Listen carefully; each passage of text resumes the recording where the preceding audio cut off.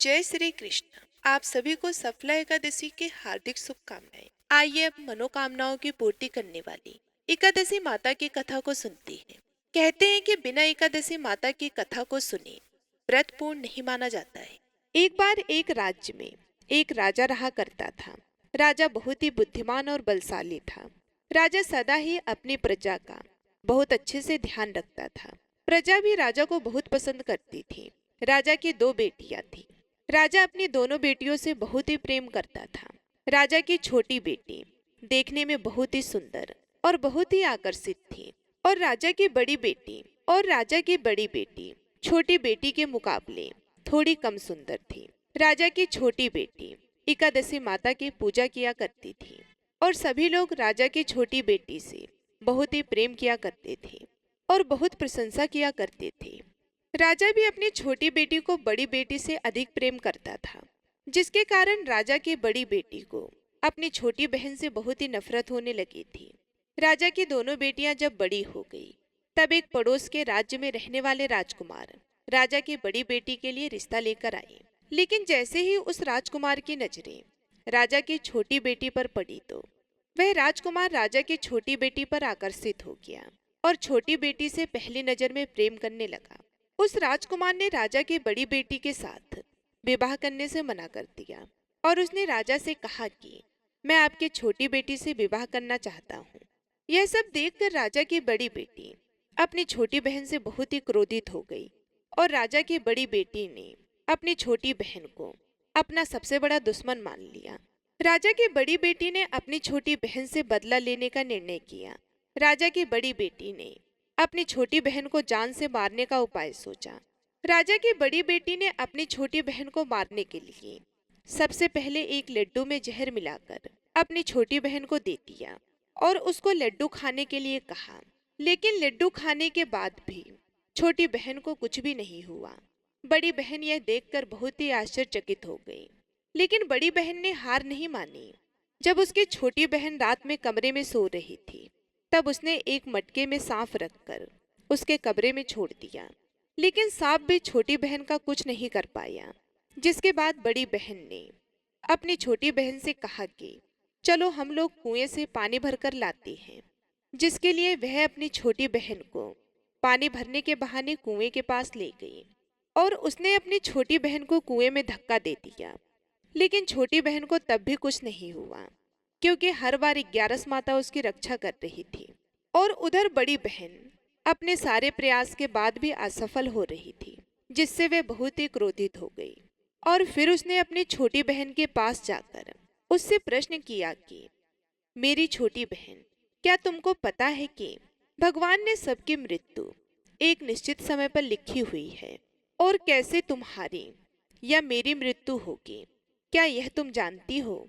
तब छोटी बहन ने अपनी बड़ी बहन को बताया कि हाँ दीदी, मैं तो जानती हूँ मेरी मृत्यु कैसे होगी।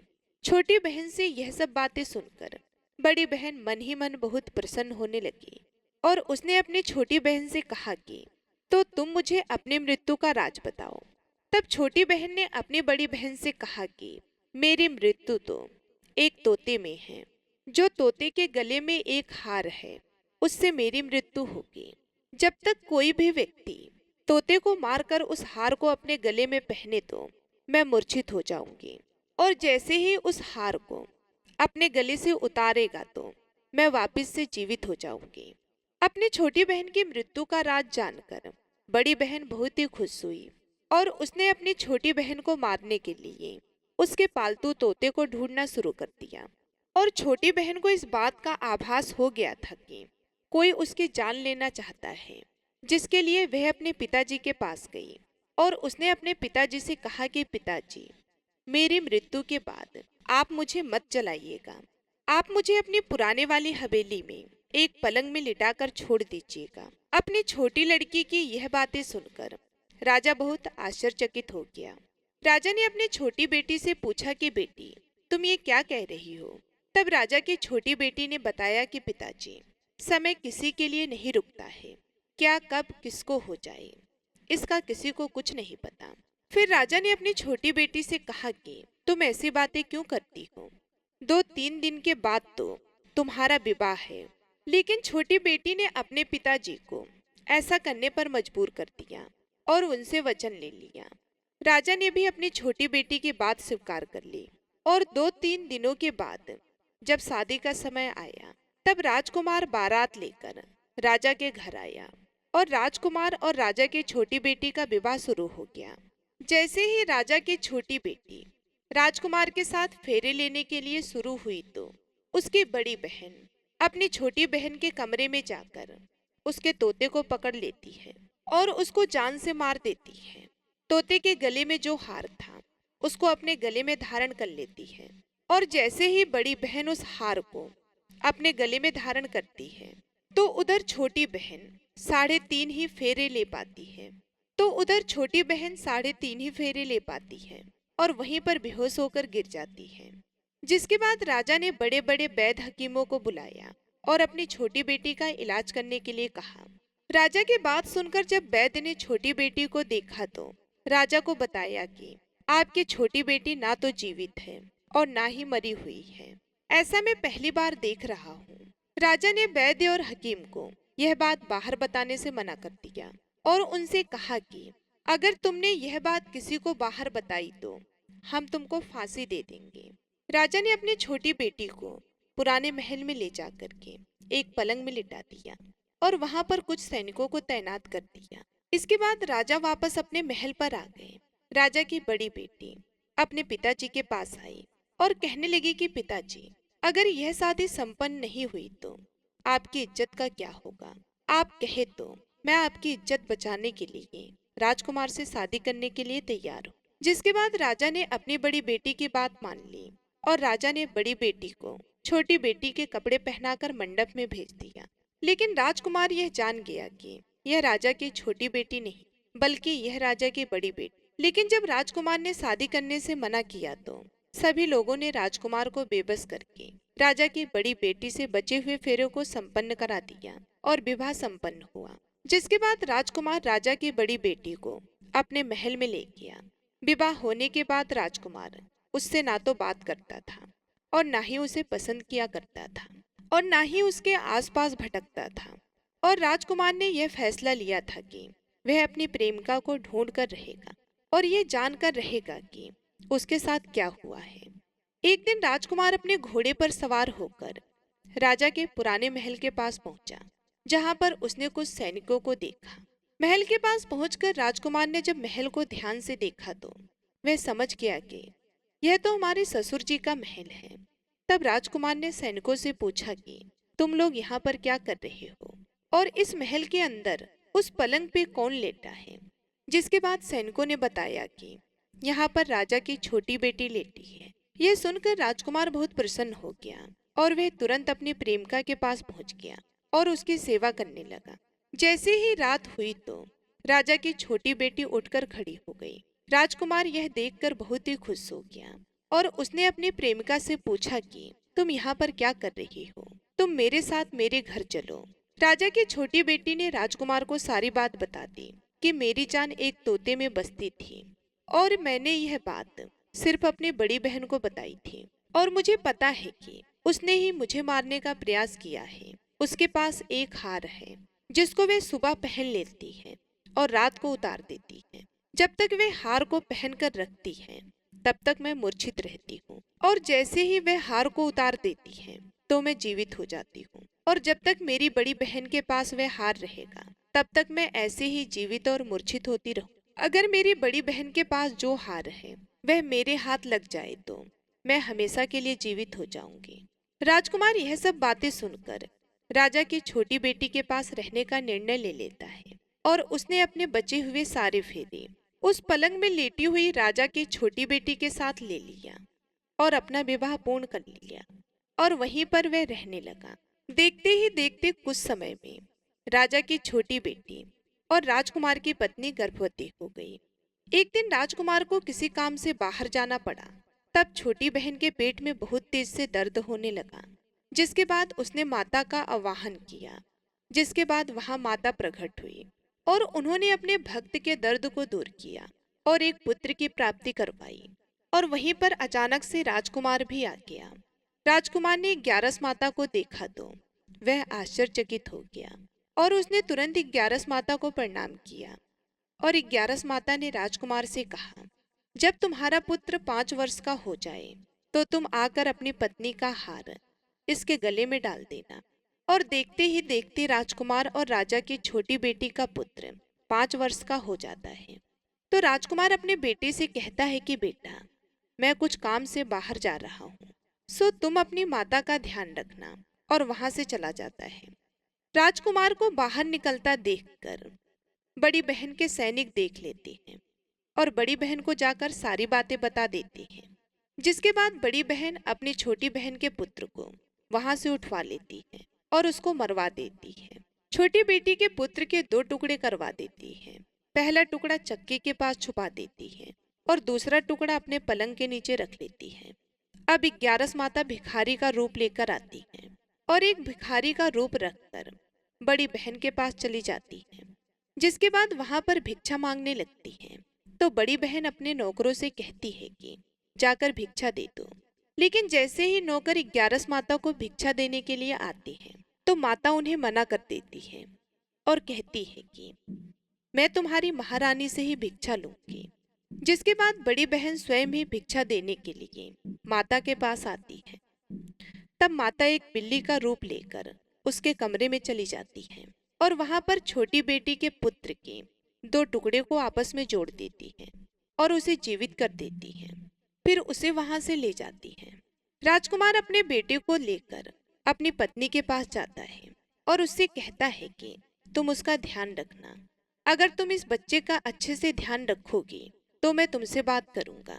एक दिन राजकुमार अपने बच्चे से कहता है कि तुम मम्मी से उनके गले का हार मांग लो। तो अपने पिता की बात मानकर राजकुमार का लड़का अपनी मम्मी के पास जाता है और कहता है कि मम्मी, मुझे तुम्हारा हार चाहिए। यह सुनकर पहले तो बड़ी बहन बहुत क्रोधित होती है, पर उसको यह याद आता है कि राजकुमार ने कहा था कि अगर मैं इस बच्चे का ध्यान अच्छे से रखूंगी तो वह मुझसे बात करेंगे। जिसके कारण वह हार उस बच्चे को दे देती है और वह तुरंत हार को ले जाकर के अपने पिताजी को दे देता है। और तभी राजकुमार अपने बेटे को लेकर वहां से जाने लगता है और अपनी पत्नी से कहता है कि तुम हमारे लिए खाना बनाकर रखना, मैं शाम को आकर तुम्हारे साथ खाना खाऊंगा। और वह अपने बेटे को लेकर वहां से चला जाता है। जिसके बाद वह राजा के पास जाता है और उनको सारी बातें बता देता है। राजा अपनी बड़ी बेटी की यह करतूत सुनकर बहुत ही क्रोधित होते हैं और अपने परवरिश पर ही दोष देने लगते हैं। राजकुमार को अपनी छोटी बेटी के साथ रहने के लिए आदेश देते हैं। इस प्रकार 11 माता की कृपा से राजकुमार और राजा की छोटी बेटी सुखपूर्वक रहने लगी। बोलिए श्री लक्ष्मी नारायण भगवान की जय। आइए अब सुनते हैं एकादशी माता की आरती। ओम जय एकादशी, जय एकादशी, जय एकादशी माता। विष्णु पूजा व्रत को धारण करे, शक्ति मुक्ति पाता। ओम जय एकादशी माता, तेरे नाम गिनाऊं देवी, भक्ति प्रदान करनी। गण गौरव की देनी माता, शास्त्रों में वरनी। ओम जय एकादशी माता, मार्गशीर्ष के कृष्ण पक्ष की उत्पन्ना, विश्व तारिणी जन्मी। शुक्ल पक्ष में हुई मोक्षदा, मुक्तिदाता बन आई। ओम जय एकादशी माता, पौष के कृष्ण पक्ष की सफला नामक है। शुक्ल पक्ष में होए पुत्रदाम, आनंद अधिक रहे। ओम जय एकादशी माता, नाम षष्ठी तिला माघ मास में कृष्ण पक्ष आवे। शुक्ल पक्ष में जया कहावे, विजय सदा पावे। ओम जय एकादशी माता, विजया फागुन कृष्ण पक्ष में शुक्ला आमल की। पाप मोचनी कृष्ण पक्ष में चैत्र महाबल की। ओम जय एकादशी माता, चैत्र शुक्ल में नाम कामदा, धन देने वाली, नाम वरुथन कृष्ण पक्ष में, वैशाख माह वाली।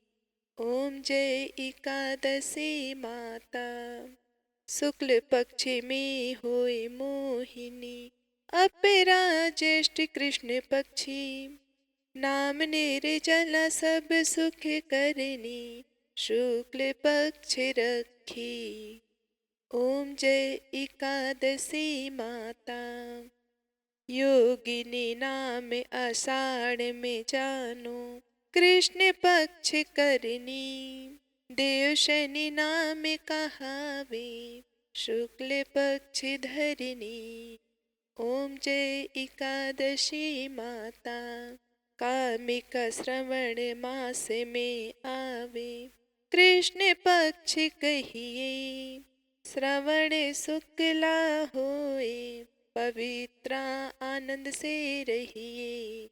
ओम जय एकादशी माता, आजा भाद्रपद कृष्ण पक्ष की, परिवर्तिनी शुक्ला, इंद्रा अश्विन कृष्ण पक्ष में, व्रत से भव सागर निकला।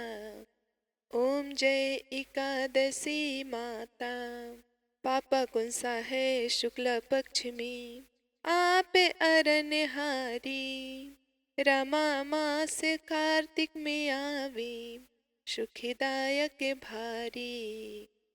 ओम जय एकादशी माता, देव उत्थान शुक्ल पक्ष की, दुख नाशक मैया, पावन मास में करूं, विनती पार करो नैया।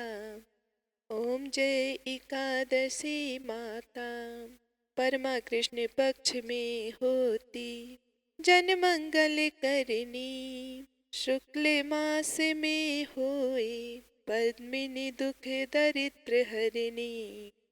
ओम जय एकादशी माता, जो कोई आरती एकादशी की, भक्ति सहित गावे, जन गुरु दिता स्वर्ग का वासा, निश्चय वह पावे।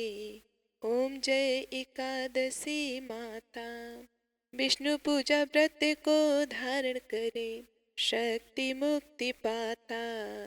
ओम जय एकादशी माता। प्रेम से बोलिए एकादशी माता की जय, भगवान विष्णु की जय।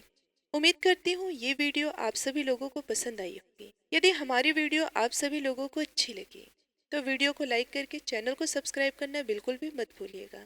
मिलती हूँ मैं आप सभी लोगों से अगली वीडियो में। तब तक के लिए भगवान श्री हरि विष्णु की कृपा आप और आपके परिवारजनों पर सदा सर्वदा बनी रहे, इसी कामना के साथ मैं आप सभी लोगों से मिलती हूँ अगली वीडियो में। तब तक के लिए जय श्री हरि विष्णु।